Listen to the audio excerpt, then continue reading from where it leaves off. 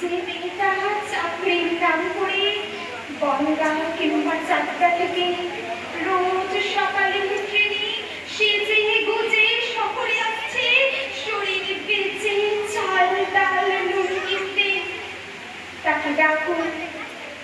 তার কানে কানে সুরিলা কণ্ঠে বলুন, সার্থক জন্ম আমার জন্মেছে এই দেশে।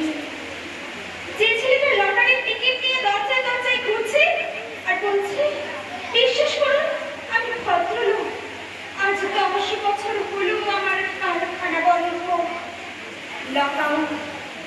তাকে ডাকুন, তার কানে কানে বলুন, বলো বলো বলো সবে, শত বিনা বেনুরবে, ভারত আবার জগৎ সভায় শ্রেষ্ঠ আসন রবে। রাতের আকাশ কাঁপিয়ে অঝোর ধারায় বৃষ্টি নামলে যে মা আজ লণ্ঠন হাতে টালির ঘরের দরজায় আয় দাঁড়িয়ে থাকির তার খোকন ফিরে আসবে বলে, সেই মাকে এমনই এক বর্ষার উন্মত্ত রাতে কালো গাড়ির পুলিশ দেখে নিয়ে গিয়েছিল।